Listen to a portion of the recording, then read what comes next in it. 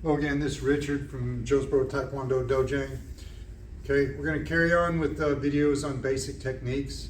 So I'm finding that I'm doing these mostly on things that I nag about a lot. So my students, if you're listening, these are directed at you, okay?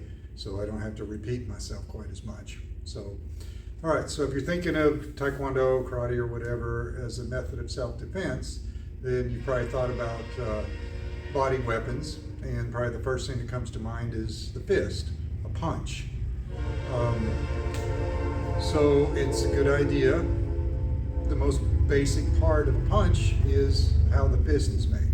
And it's surprising how many people don't have a clue in the world how to do that. If you ask them to make a fist, it's not something that you would want to hit anything of any substance with.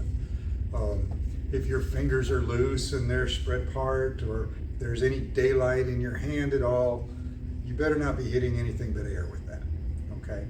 So you'll hear me talk about hitting with the first two knuckles. That's your index finger and your middle finger folded over, right here, okay? Not these two over here. These two are not very stable as compared to the first two. Your pinky and your ring finger, they need to be moved out of the way. Now, because these bones right here have a strong tendency to break if you hit wrong, okay? So often that they actually have a name for it. It's called the boxer's fracture.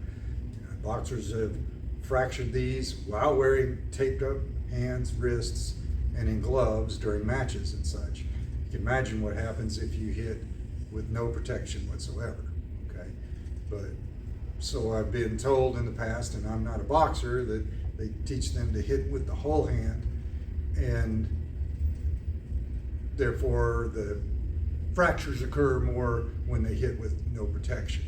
I think it's more likely that they can get away with it when they're padded, but not when they aren't. And these things can be fractured and just sheared right back on here.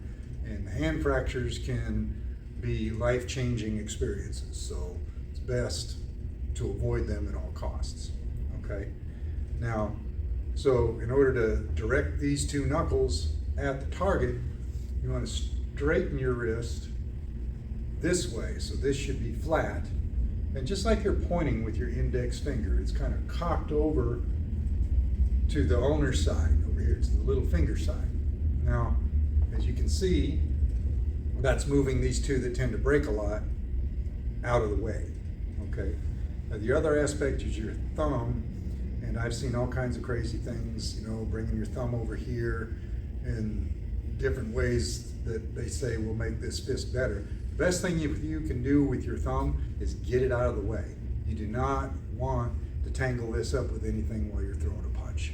So tuck it in across these two fingers, pull it in tight, and if you make your fist right, it should be completely out of the way, okay? So you're aiming with this surface right here, which is stable up your arm, okay? And the other part is that rotation at the last moment. Now, over the years, there's been a lot of stories on how that makes the punch more powerful, all the way to how it does more damage when it flips over at the right moment, okay? But yet we throw straight line vertical punches, okay? The most important part is that you have the straight wrist and you're striking with the first two knuckles, okay? Index and middle finger. Just point with that. And for traditionally, we're gonna snap over at the last second to give that a little bit more snap, and also theoretically to do a little bit more damage as it rolls over on soft tissues. Main thing, remember first two knuckles, and aim just like you're pointing at something. Make that such a habit that you don't even have to think about it. That way you don't end up throwing a floppy fist against a body, a board, a brick, a bag, and end up with a hand fracture that could change your life, okay? Because if the fracture doesn't heal well, you're gonna be having trouble using your hand for the rest of your life. Okay, so keep that in mind. First two knuckles, thumb closed tight across, and out of the way, and then snap over at the last instant, just like so. Okay, thanks. Hopefully that will help you out.